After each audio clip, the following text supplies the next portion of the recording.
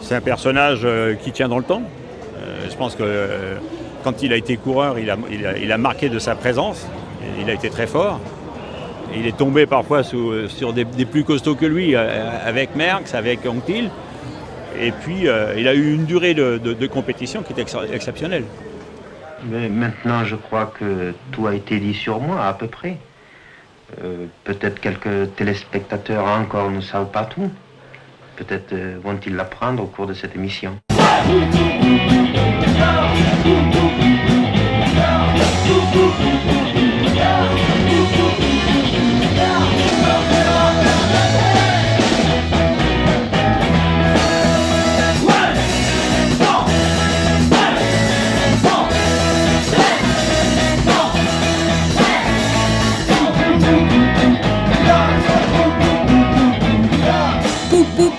Poulidor, version chantée, déjantée, décalée, illustration de la toujours grande notoriété de Raymond.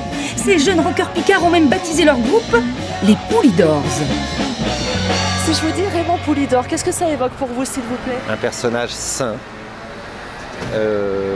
une jolie image d'enfance, voilà. Un coureur cycliste. Voilà, c'est ça. Ouais, c'est Poupou. Parce que Raymond Poulidor était un petit gars gentil. Il fallait lui rentrer dans le lard. Quelque chose qu'on ne voit plus aujourd'hui, quelque chose d'assez équilibré, quelque chose de... Voilà, un personnage attachant. Cette bonhomie, cette gentillesse, Raymond Poulidor l'a développée tout au long de son enfance paysanne. Ses parents, des gens de la terre, l'ont habitué à travailler dans des conditions difficiles. Ils lui ont transmis la force de résister au froid, aux intempéries, à la canicule. Une endurance qu'il conservera tout au long de sa carrière. J'ai toujours vécu toute mon enfance, c'est passé en Creuse. Ma tendre enfance, mais c'est la Creuse et c'est la Haute-Vienne, j'ai toujours été là. Alors on a tendance à dire c'est le plus beau pays.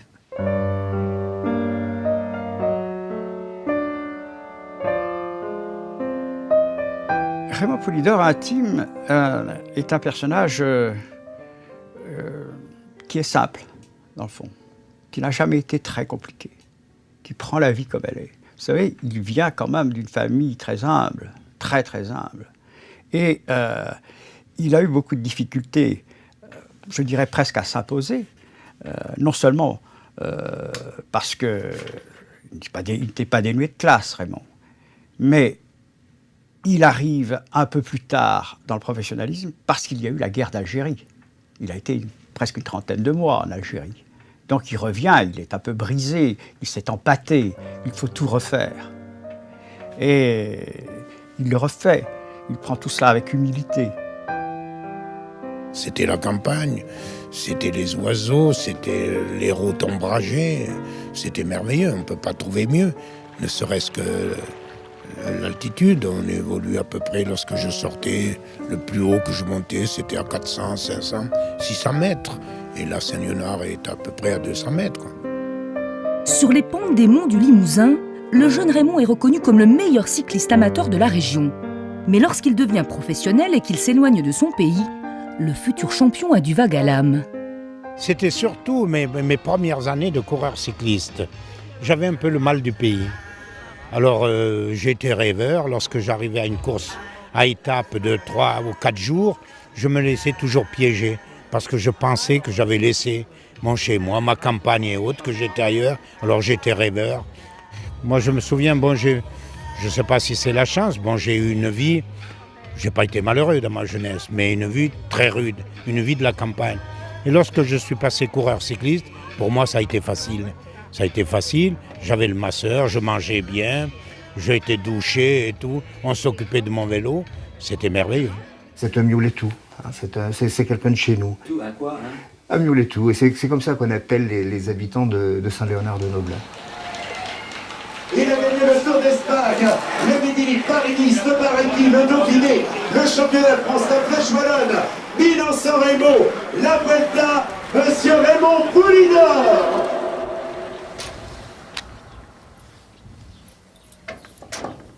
J'ai pris ma retraite, j'avais plus de 70 ans. Voilà.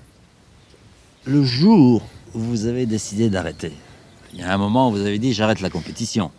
Lorsque j'ai arrêté, Ça m'a fait tout drôle en janvier, fin janvier 78. J'avais pratiquement 42 ans. J'avais fait un superbe Paris-Roubaix, mais la montagne et les contre-la-montre devenaient très difficiles. C'est là qu'on s'aperçoit qu'une page se tourne. Qu'est-ce que je vais faire? Qu'est-ce que je vais faire?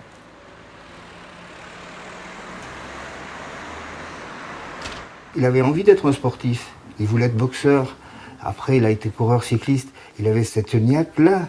Et je crois qu'il a réalisé aussi son rêve. Je ne sais pas s'il le dit, mais il a réalisé son rêve. J'avais de la chance d'être doué pour faire du vélo. J'avais de la chance d'être en très bonne santé. Je sortais d'un milieu, je dirais pas d'un milieu malheureux, mais d'un milieu de paysans où on ne connaissait pas ce que c'était le confort. Puis du jour au lendemain, j'ai côtoyé la grande sphère. Je me suis laissé vivre. Pour moi, j'étais heureux. La victoire m'importait peu. Les victoires lui importaient peu, mais il en a tout de même remporté 189. 189 victoires avec lesquelles il a bâti l'un des plus beaux palmarès du cyclisme français. Un palmarès qui ne lui a d'ailleurs pas tourné la tête. Il affectionne toujours le contact avec ses anciens admirateurs qui invariablement lui reparlent du passé. Jean-Paul Olivier, qui le suit depuis toujours, raconte comment Poulidor a rencontré Antonin Magne, son futur manager. Tout vient tout seul. Un jour, il se trouve à Péral-Château dans un critérium, il prend un tour à tout le monde. Et là, il était inconnu, totalement inconnu, sauf ceux de la Creuse, ceux de la Haute-Vienne, ceux du Creuset, de son Creuset. Et Bernard Gauthier, qui était un ténor à l'époque, était champion de France, 4 fois vainqueur de Bordeaux-Paris, téléphone tout de suite à Antonin Magne en lui disant « Antonin, je viens de voir un gars là, il faut tout de suite le prendre. N'hésitez pas un seul instant. » On parle toujours de moi. Pourquoi on parle de moi? Parce qu'on me présente comme le coureur qui n'a jamais gagné de course. Heureusement pour moi, j'en ai gagné, et de très importantes, et de nombreuses. Alors ce maillot jaune, cette couleur jaune, ça ne vous agace pas un peu? Ben, ça m'agace, non, ça ne m'agace pas, puisque si vous êtes là aujourd'hui, c'est peut-être grâce à ça. Puisqu'il faut savoir que j'ai fait deuxième derrière 3 générations différentes. En 64, on se rappelle toujours du duel avec Anquetil, et 10 ans après, j'ai eu pratiquement le même duel avec Merckx. J'ai failli battre, bon, c'était des petits champions. C'est certainement les plus grands champions que le cyclisme ait connus. Et j'ai fait deuxième derrière ces 2 coureurs d'exception. On trouvait là pour le féliciter et pour féliciter aussi Plancart et Poulidor, second et troisième, qui ont eux aussi... Quand vous étiez second oui. Et que Anquetil était sur le podium, qu'est-ce que vous ressentiez? Je ressentais, je dis tiens, un jour je serai certainement à sa place. Ma grande fierté, c'est d'avoir battu Anquetil contre la montre. Anquetil qui était considéré comme un des plus grands rouleurs dans cet exercice. C'était un homme qui calculait, il gagnait d'1 seconde, ça lui suffisait. Et puis quel champion, quel homme extraordinaire. Anquetil il était pratiquement inclassable, à tout point de vue. Alors souvent on me posait la question, alors, encore battu? J'ai dit oui, mais par qui?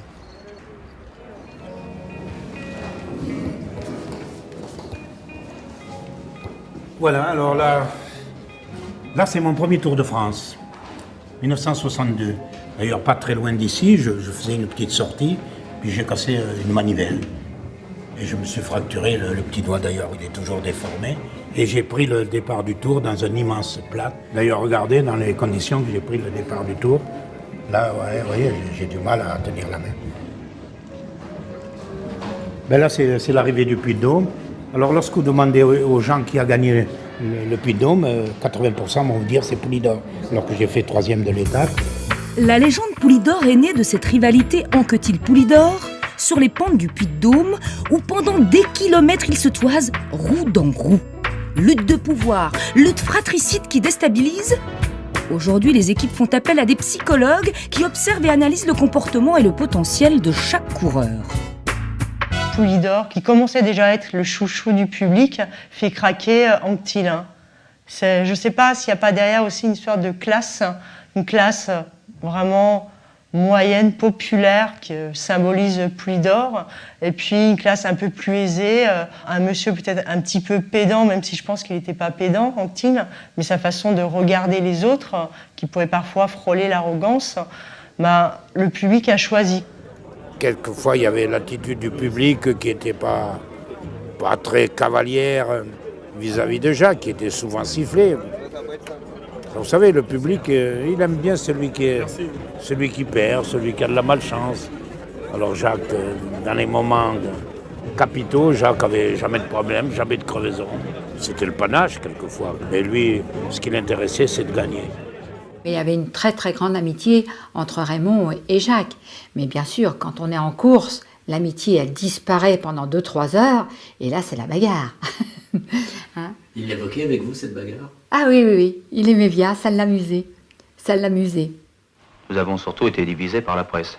Et je voulais pas dire quand même qu'on se parlait pas avec Poulidor, mais il y a eu des moments, notamment après une étape de Paris-Nice, où là, je lui en veux toujours un petit peu pour cette étape. Je crois qu'il avait été, c'est peut-être la seule fois où il a été mauvais perdant. Oui, il y a eu des déclarations un peu assez flagrantes. Oui, alors là, nous étions divisés, nous ne sommes pas serrés la main pendant 2 mois. Alors par contre, maintenant, nos rapports sont excellents. Est-ce que vous êtes rancunier? Non, pas du tout.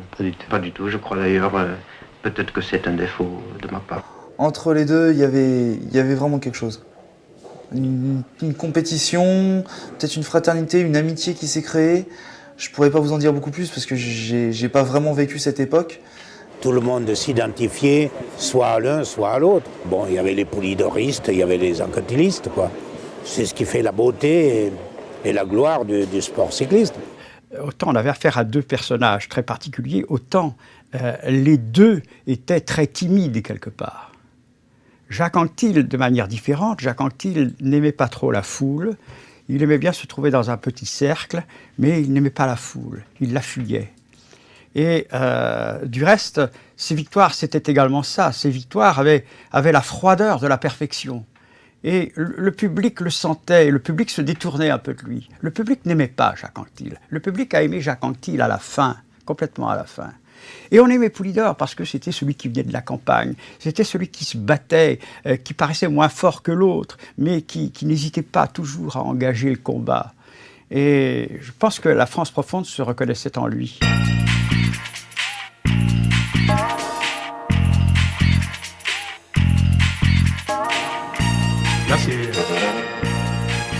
Là, c'est certainement un de mes plus mauvais souvenirs. Après les côtes, les descentes. Là apparaissent clairement tous les dangers du Tour. Foncer à 80 à l'heure dans les lacets n'est certes pas de tout repos. C'est mon plus mauvais souvenir. Pourquoi? Parce que c'est le Tour de France 68. Tour de France, je pense, à 8 jours de l'arrivée. Je crois que j'avais 3-4 minutes d'avance sur le vainqueur Yann Janssen. Il restait l'étape contre le monde. Et bien, je pense que cette année-là, j'aurais gagné le Tour de France. Chute de Poulidor. Et la malchance, qu'est-ce que c'est la malchance?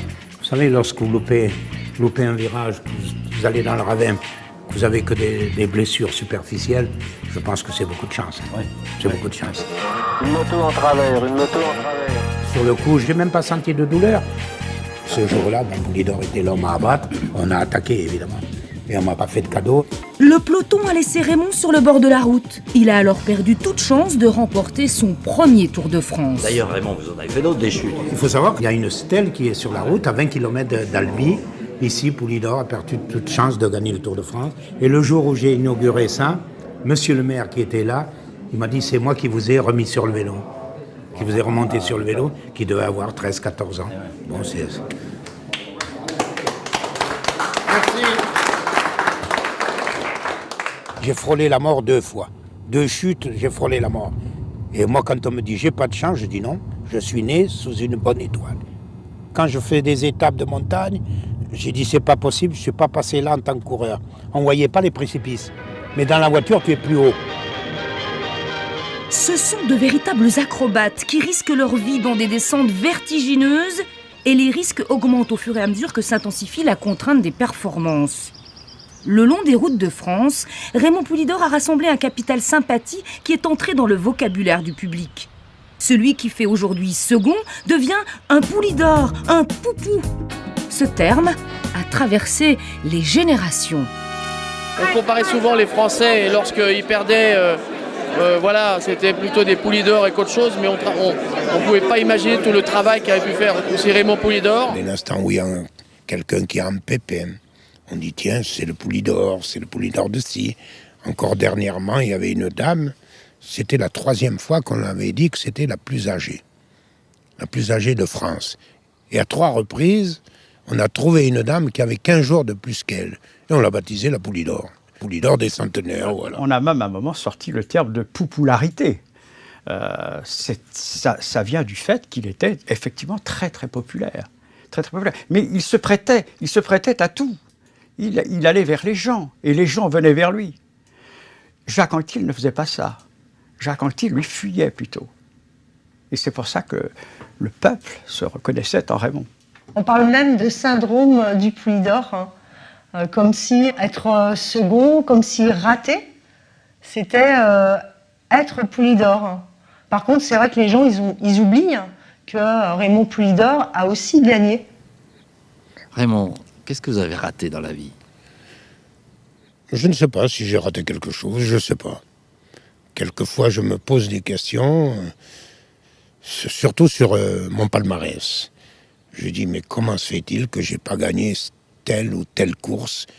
Et puis après, quand je retrace, quand je regarde en arrière, j'ai dit, mais est-ce que c'était vraiment utile?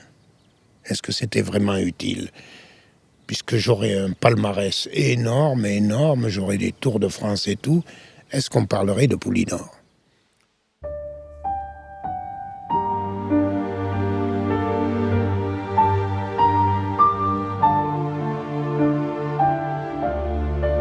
Raymond Poulidor a définitivement quitté le peloton en décembre 1977. Il pourrait couler une retraite radieuse en Limousin, dans la tranquille cité médiévale de Saint-Léonard de Noblat. Mais l'appel des routes de France est plus fort, alors il sillonne le pays à la rencontre de ses admirateurs. Signature d'autographes, animation de centres commerciaux. Chers clients, nous vous informons de la présence exceptionnelle de M. Raymond Poulidor dans notre magasin aujourd'hui et demain. Nous vous invitons à venir le rencontrer pour dédicacer ses livres. Vous étiez mon coureur préféré. Oh ben ça alors. Ah, c'est bien de trouver une supportrice, enfin. Ah oui. Ça vraiment. J'ai eu de la chance, je dis oui, beaucoup de chance, d'avoir comme directeur sportif Antonin Magne. Il a dit, vous savez, monsieur Poulidor, vous allez faire une carrière de coureur cycliste, mais ne cherchez pas à gagner à tout prix. Lorsque vous arrêterez le vélo, c'est là que la vie commence. Bonjour. Bonjour madame. Dites-moi tout. C'est resté un jeune homme. Ah oui, tu parles. Un jeune homme, oui. Un jeune homme de 75 ans. Je me rappelle avec Jacques, la fameuse montée, là. Ouais. Vous auriez dû gagner le tour, là. Vous n'étiez pas assez niaqueux. Dis non, si vous m'agressez comme ça, dis non. Et c'est vrai ce que je dis, en plus. C'est pas que j'aimais pas Jacques Anquetil. Ben oui, mais c'est vrai. Mais bon. C'est le sport. Qu'est-ce que vous voulez, c'est comme ça. Hein. Il vous a bluffé, là. Non, il m'a pas bluffé. Si. On était cuits tous les deux. Hein. Ah bon, d'accord. Ah, moi j'étais pour Anquetil, mon frère était pour Poulidor. Oh, chacun son truc, hein. Ben, bien sûr. Patience, indulgence, résignation. L'après-carrière de Raymond Poulidor correspond à l'image du personnage, avec ce besoin vital de reconnaissance. Toujours disponible et d'humeur égale, il passe des journées entières devant une table couverte de ses exploits, où il fait preuve, comme sur les pentes d'un grand col, de résistance, d'endurance et d'un certain détachement. On a l'impression que les gens ont besoin de se confier à vous. Ah ben il y en a qui me racontent leur vie. Hein. Il y en a qui ont besoin. Le mot est exact. Ça leur apporte un réconfort. J'ai eu beaucoup de chance d'avoir une bonne santé. Bonne santé qui était due certainement à la vie dans la campagne. Levé souvent à 4 heures du matin et j'avais déjà l'amour du vélo. J'allais m'entraîner la nuit et lorsque je suis passé professionnel, pour moi ça a été une vie très très facile. J'avais signé 2450 mètres de signature pendant le Tour de France. Puisque ma signature, je crois, fait 5-6 cm. Et on avait multiplié par le millier de photos que j'avais distribuées au cours des 20 et quelques jours. Voilà pour Jean-Claude. Merci beaucoup. Merci à vous, madame. Raymond et l'argent, on l'a fait passer, on le fait toujours passer d'ailleurs, pour quelqu'un de pingre, très près de ses sous, etc. etc. Vous savez, moi, il me disait, quand j'allais à l'école, j'avais un sarrau, j'appelais ça sarrau, la blouse. J'avais un sarrau tout reprisé, J'avais un cartable totalement élimé et je voyais les autres qui avaient des vêtements neufs, qui avaient des cartables neufs. Et moi, j'étais là sans rien et je me suis dit, quand je gagnerai ma vie, eh bien, je garderai mon argent.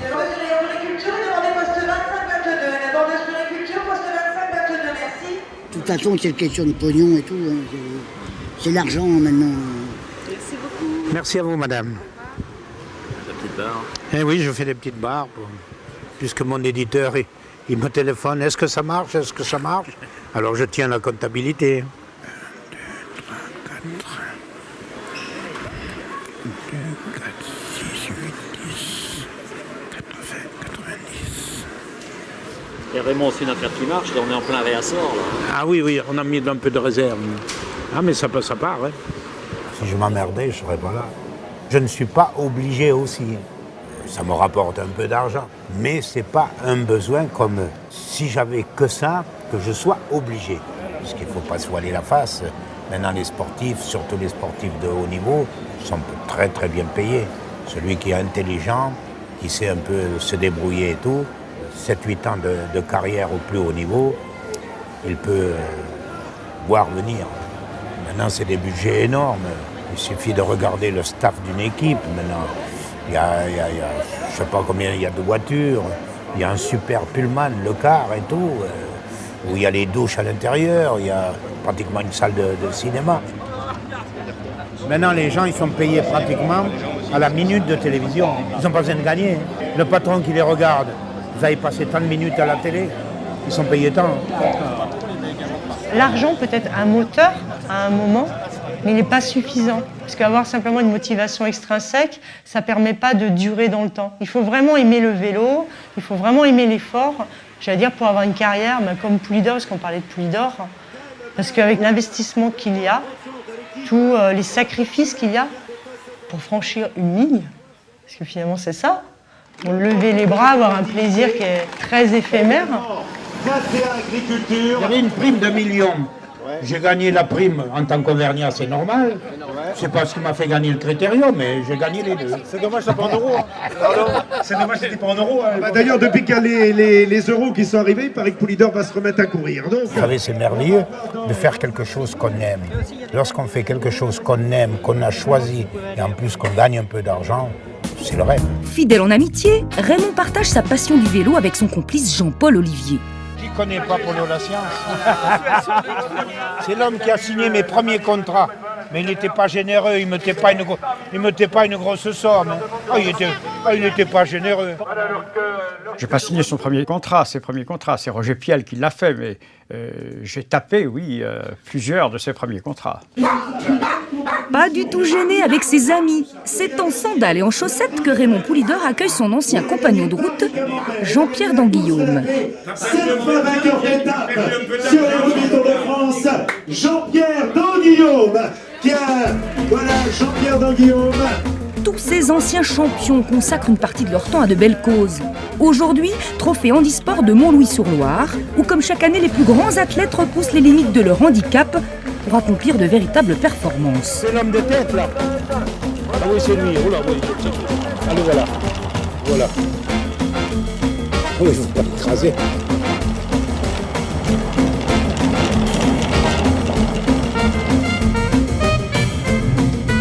Oui, c'est des accidents. Je crois que c'est un accident de moto.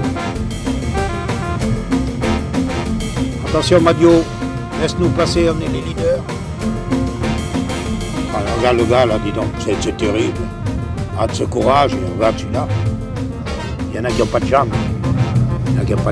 Impressionnant. Il fait une étape de montagne, là. C'est une étape de montagne qu'il fait, le mec, là.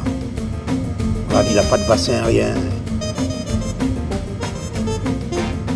Moi, ce qui m'avait étonné, je le dis encore, je le répète et tout, tout à l'heure je l'ai dit et tout, j'avais entendu un athlète qui avait dit, c'est tout juste s'il n'était pas content d'avoir cet handicap. Il a dit, sinon je n'aurais jamais connu ça. Les voyages à l'étranger, Jeux Olympiques et tout, c'est énorme. C'est ça qu'on fait. Alors, regarde comment il revient sur les gars. Ah ça y est, il le sort. Ah c'est pas sûr, hein. Et l'autre pareil, hein. Champion du monde, t'es toujours fidèle, toi, hein? Oui, mais vous avez du mérite, hein. C'est normal de vous encourager. Cicaté qui nous a rejoint. Voilà le ballon d'or.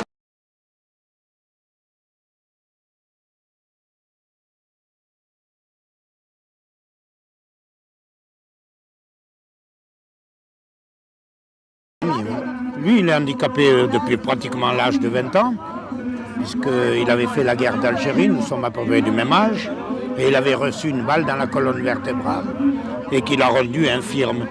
Et je vous assure que c'est un homme fabuleux.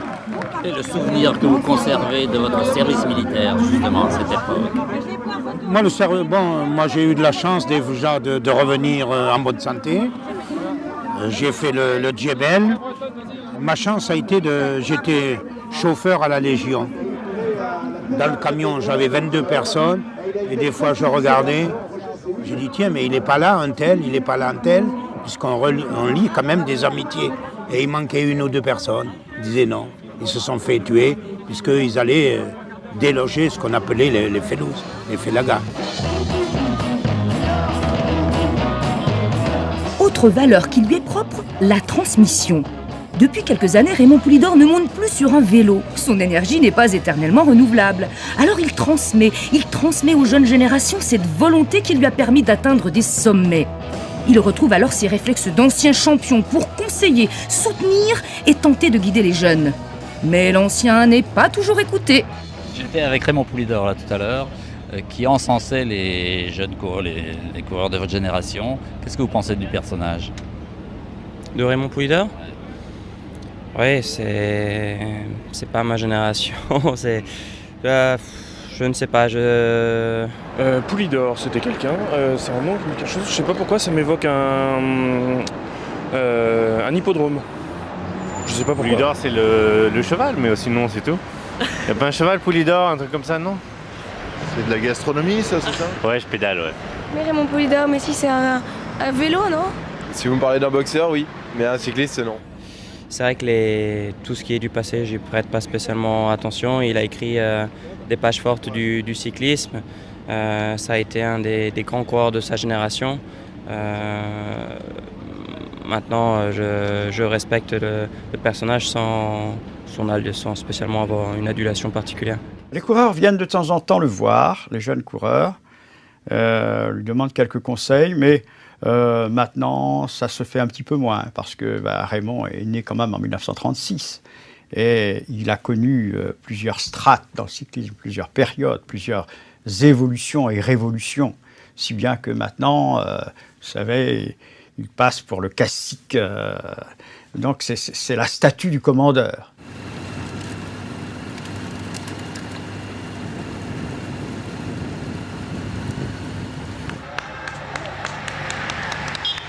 Vous savez, ils ont du mérite. Un jeune avec les facilités de la vie actuelle s'imposer d'énormes sacrifices, je trouve qu'ils ont beaucoup de mérite. Pour beaucoup, ils deviennent coureurs cyclistes parce que dans leur famille, le vélo existait déjà. Ils ont eu des résultats et puis ils sont partis dans cette forme d'engrenage. Donc là, ils ont plein d'étoiles dans les yeux parce qu'ils n'imaginent même pas la vie que peut avoir un cycliste professionnel, qui doit faire attention à ce qu'il mange, qui doit avoir une hygiène de vie quasiment impeccable. Le métier en lui-même est difficile, c'est énormément de jours partis et beaucoup de sacrifices. Mais comme je viens de le dire, pour moi au départ c'est une passion et les sacrifices en valent largement la chandelle. Dans la famille Poulidor, il est un jeune qui fait aujourd'hui parler de lui. Mathieu Van Der Poel, petit-fils de Raymond, qui à seulement 18 ans accumule des titres impressionnants. C'est un petit phénomène. Je ne sais pas où il va aller. Coupe d'Europe, Coupe du Monde, champion du monde de cyclocross, et puis il gagne toutes les courses sur route. Contrairement à son grand-père, Mathieu est déjà surnommé l'éternel premier.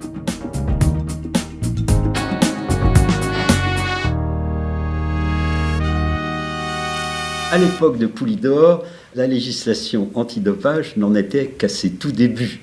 D'ailleurs, c'était mal vécu par certains coureurs. Lui, Poulidor, ça ne l'inquiétait pas. Je crois que c'était 66, oui. Je me souviens, c'était à Bordeaux. Et puis on avait dit, il y a des policiers qui se baladent là, ils veulent éventuellement fouiller les valises et tout. Et on ne voyait pas de coureurs. Tous les coureurs, je ne sais pas si c'était caché ou quoi. Et puis moi, je me baladais en survêtement dans les couloirs de l'hôtel et je suis abordé par 2 policiers qui me sortent leur carte police. « Est-ce que vous faites le Tour de France ?» Ils ne connaissaient pas Poulidor. Ils me disent « Vous êtes coureur ?» J'ai dit « Oui ». J'ai dit on peut vous suivre dans votre chambre pour voir votre valise. » Voilà, ils m'ont contrôlé, ils ont contrôlé la valise, ils m'ont fait des tests urinaires et tout. Et puis moi, j'ai pris ça un peu à la rigolade. Ah, c'était les premiers. Mais c'était pas la fédération, c'était la police. Récemment, j'ai lu, ou du moins relu, un ouvrage écrit par Jean Bobet sur son frère Louison, qui a gagné le Tour de France en 1953, 1954 et 1955. Mais peut-être bien qu'il n'avait pas le mordant. Et Jean Bobet envisage le problème du dopage. Il dit en premier lieu, c'est une tricherie, c'est un désastre chez les amateurs, parce qu'ils prennent n'importe quoi. Chez les professionnels, il écrivait en 1958, c'est difficile à interdire, car ça repose sur le libre arbitre de chacun. Ce qui laisse entendre que dans le cyclisme professionnel, par le passé, la pratique existait. Le dopage, il s'en est toujours méfié. Il a eu quelques tentations à un certain moment. Je me rappelle quand j'étais chez Roger Piel, il disait oui, mais enfin, je vois les autres qui prennent ceci, qui prennent cela, etc. Alors il disait non, c'est de la foutaise et tout ça. Je pense qu'il n'y a guère touché. Il n'y a pas touché.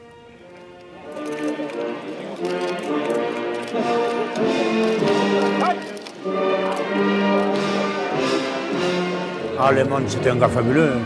Lemon, il a fabuleux. D'une gentillesse et tout, près du public et tout. Contrairement à Armstrong. Armstrong, c'est autre chose. Ouais. Je dis bien Armstrong, c'est la seule star qu'il y a eu à vélo. Je dis bien star. Il était invité dans le monde entier, président de la République et tout. C'était une star. Alors il ne s'appartenait pas. Dans le cas d'Armstrong, ce que je retiens pour ma part, c'est qu'un sportif, quelle que soit sa notoriété, n'est pas à l'abri de la répression ultérieure en cas de manquement à l'éthique du sport. Qu'est-ce qu'on peut bien dire sur Armstrong?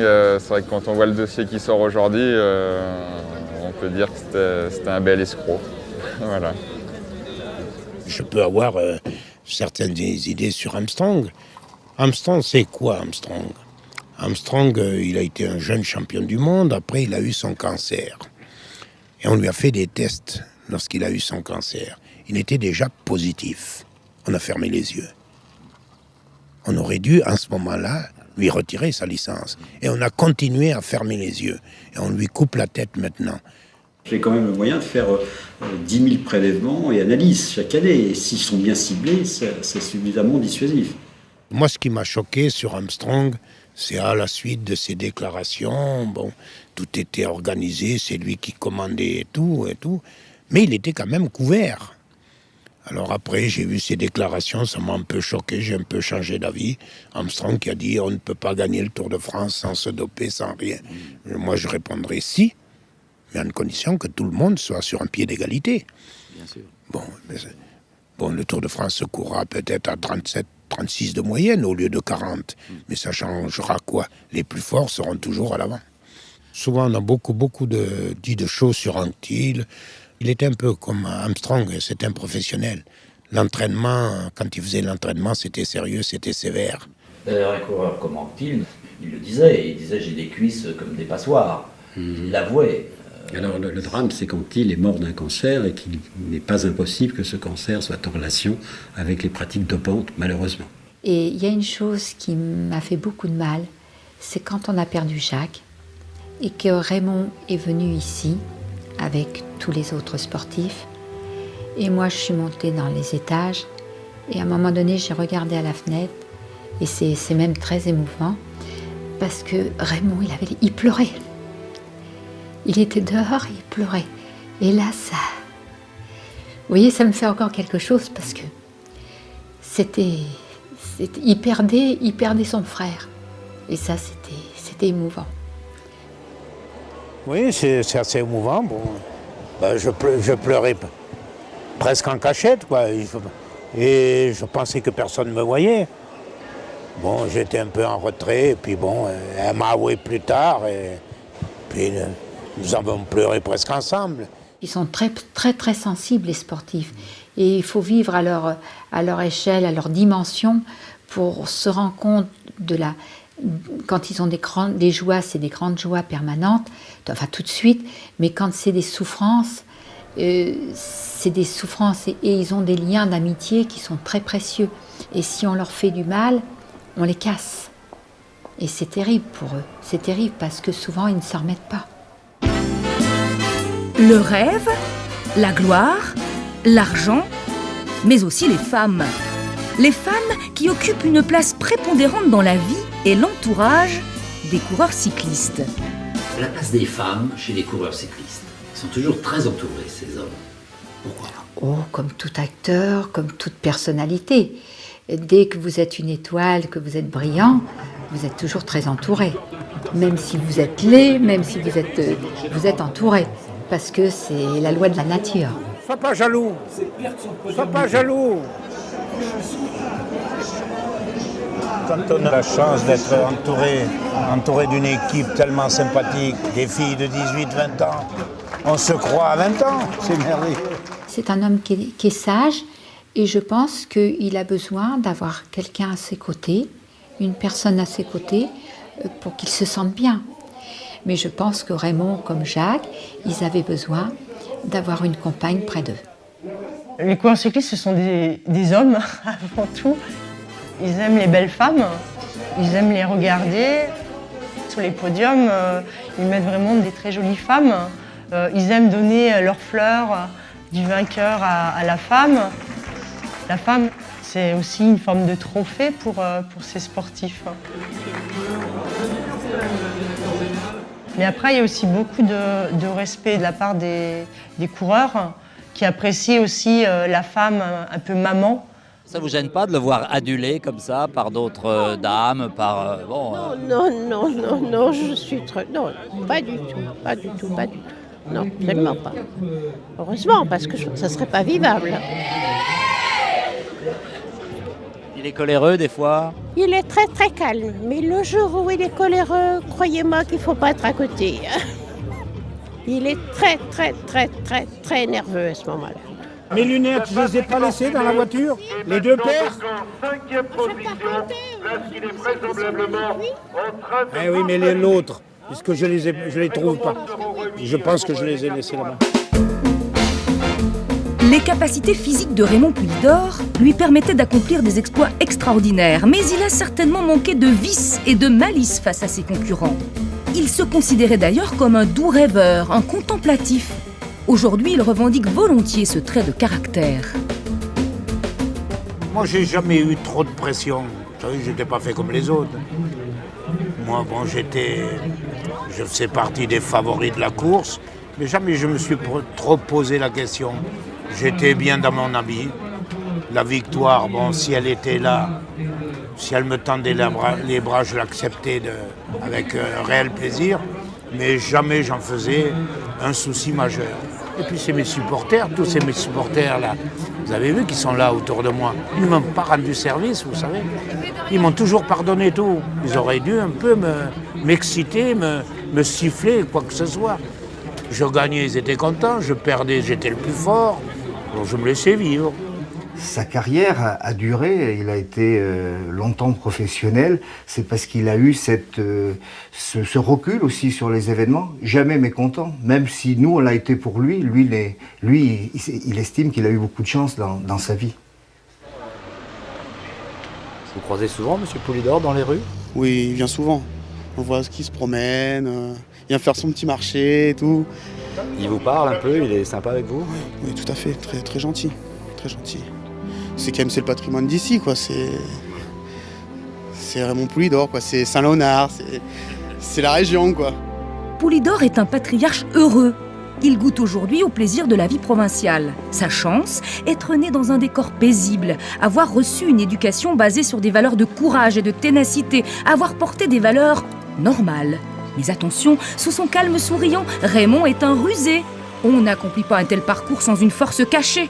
Et le bras tendu vers le ciel de son effigie érigé au centre-ville de Saint-Léonard-de-Noblat, symbolise toute cette résistance.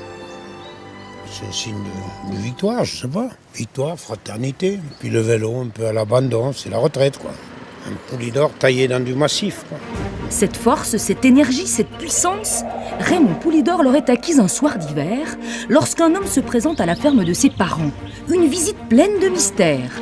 Et pour la première fois, Raymond évoque cette anecdote. Le monsieur est venu me voir, en Creuse. J'avais 8-9 ans. Rien ne me prédisposait à un jour que je fasse parler de moi. Et ce monsieur qui devait avoir une quarantaine d'années, il a dit « Madame et Monsieur Poulidor, un jour, il y a quelqu'un de votre famille qui fera parler de vous. » Le grand regret de Raymond Poulidor, n'avoir jamais pu retrouver cet homme aux prédictions prémonitoires. Ce qui est remarquable pour moi, c'est que cette année, j'espère que la santé sera là. Je vais faire mon 51e Tour de France et je côtoie des jeunes de 20, 25 ans. Alors je me mets à leur place. J'ai 25 ans moi aussi. Le Tour de France, quand il a été créé en 1903, on a dit ça ne marchera jamais.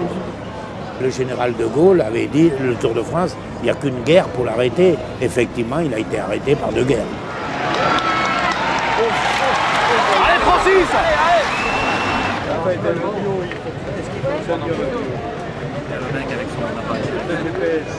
Oh, vous regardiez pas, hein, j'ai refait. Il n'y a plus la caméra chez nous.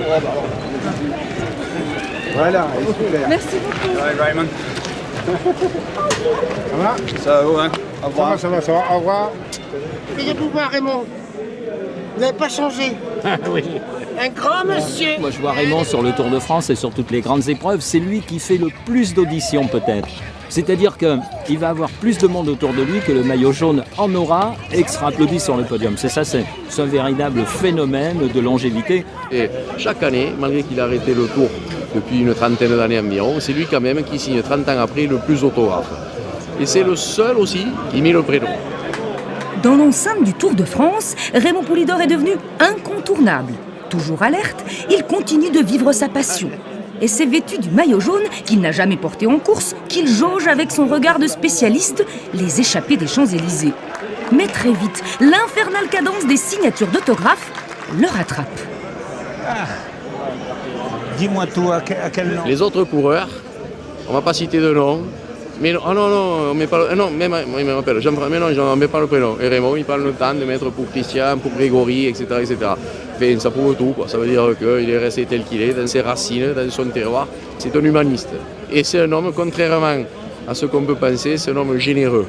On va mettre fin à une légende, parce qu'on le traite parfois un petit peu mesquin. Non, pas du tout. C'est un homme très généreux. Et puis je vais vous dévoiler une de ses passions, j'espère que vous la connaissez aussi, c'est le poker. Parce que vous savez qu'il mène alors le poker et il fait un tandem magnifique avec l'ancienne lanterne rouge du Tour de France, Gégène Le Tendre. D'ailleurs, on me l'a beaucoup reproché. On m'avait dit, si tu étais autant agressif et autant méchant que lorsque tu joues aux cartes, tu aurais gagné beaucoup plus de courses. Bon, mais on ne se refait pas. Allô, la valise? Oui, c'est pour vous. Raymond Poulidor est populaire, mais pas du tout people et encore moins glamour. Les paillettes ne font pas partie de son monde. Il préfère la compagnie de ses vrais copains, comme Bernard Hinault, qui participe à l'organisation du Tour. Vous pensiez à lui quand vous étiez derrière lui, j'ai dit derrière lui, génération suivante. Non, moi j'ai plus penché pour Anquetil et pour Merckx. Les premiers. Les premiers. Mais ça n'empêche pas d'avoir du respect pour Raymond. C'est vrai que sur le Tour de France, il n'a pas eu la chance de pouvoir aller chercher une place de premier. Et il a toujours été, je dis comme tout de suite, hein, il est toujours tombé sur un plus costaud. C'est comme ça souvent dans la vie. Hein. Le Tour de France est une fête. Le Tour de France est une fête fabuleuse. Déjà à cette époque-là, parce que ça apportait du bonheur aux gens. Et aujourd'hui, c'est toujours la fête. C'est ça qui est fabuleux dans ce Tour de France, c'est qu'il est ouvert à tout le monde. Il n'y a pas de question de société, il n'y a pas question de savoir si on est Premier ministre ou si on est une simple personne qui fait un fond de la campagne. Non, c'est ouvert à tout le monde. Et ça, c'est génial. Et c'est gratuit. C'est une banque française, partenaire de l'épreuve, qui a choisi Raymond Poulidor pour la représenter sur le Tour de France. Pourquoi l'avoir choisi? Parce qu'il caractérise tout ce qui apporte le Tour, avec cette popularité, cette proximité, et puis cette disponibilité, cette gentillesse, quoi. C'est Raymond. C'est un ambassadeur merveilleux qui se prête très fréquemment à l'exercice des signatures, de la présence. Les gens sont heureux de le voir, les gens sont heureux de le côtoyer, sont heureux d'échanger avec lui. Je me souviens, en 1976, mon dernier Tour de France, j'avais fait 3e. Le 3e, c'était Raymond Delille, qui était français. Et on se battait, évidemment, pour le podium. Et on a terminé les Champs-Élysées avec un tour contre la montre. Et j'ai fait 3e. Mais j'étais très prudent, puisque vous savez que les Champs-Élysées, lorsqu'il pleut, c'est du verglas. La première année que nous sommes arrivés ici, il pleuvait légèrement. Il y a eu énormément de chutes. Et les coureurs ont fait très attention, parce que c'était du verglas. Le spectacle va se passer ici sur les Champs-Élysées, la dernière étape, les derniers kilomètres. Mais c'est un spectacle qui se passe à 50 à l'heure. Et c'est mythique d'ailleurs, les coureurs qui terminent ici disent c'est la plus belle avenue du monde. Alors tout le monde veut gagner aux Champs-Élysées. Alors on a fait de la course là, non? Oui, c'est le dernier tour.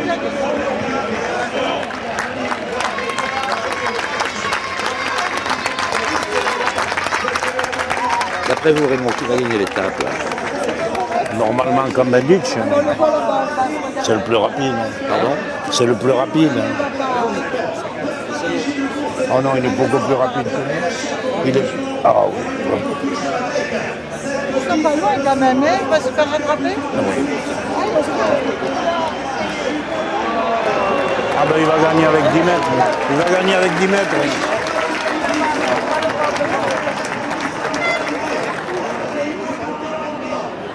Oh là là, cette vitesse! Oh là là!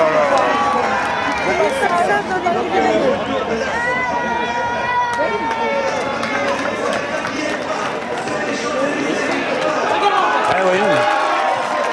Dans le regard de Raymond, défilent les sensations de ces belles années de course, avec un peu de nostalgie, de mélancolie et de vague à l'âme peut-être.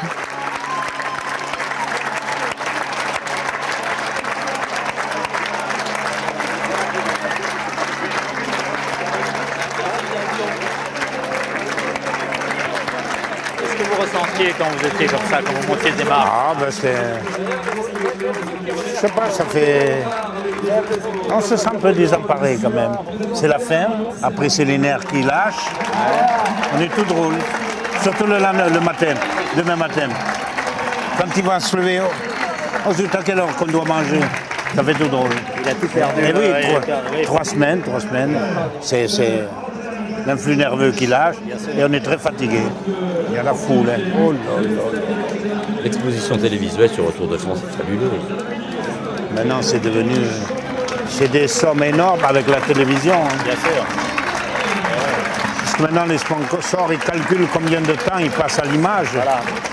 Un coureur du Tour de France qui fait des échappées, des fois c'est des heures. Bon, ça n'a pas de prix. Hein. Mais c'est de la Noé qui lui remet. Ah mais elle le tient, hein.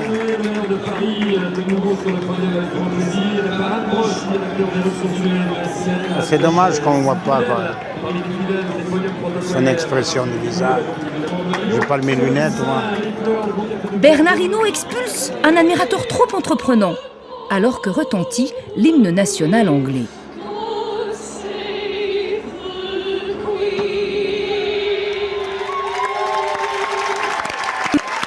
Pour moi, c'est un nouveau tour qui s'achève. Tous les ans, c'est de mieux en mieux. C'est un plaisir. C'est des vacances. Je rajeunis d'un an tous les ans. Merci Raymond. Il a gagné toujours loyalement. Il a toujours très bien fait son travail, très bien fait son métier. Il n'y a absolument rien à lui reprocher. C'est le professionnel modèle.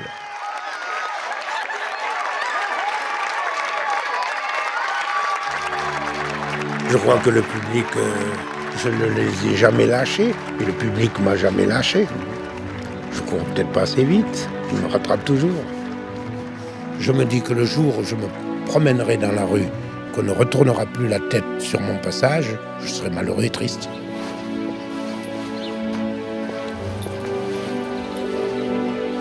Qu'est-ce qu'on peut souhaiter à Raymond Poulidor? Oh, je ne sais pas ce qu'on peut souhaiter. Je crois que, bon, là, moi, ce que j'ai toujours dit, c'est de mourir en bonne santé, quoi.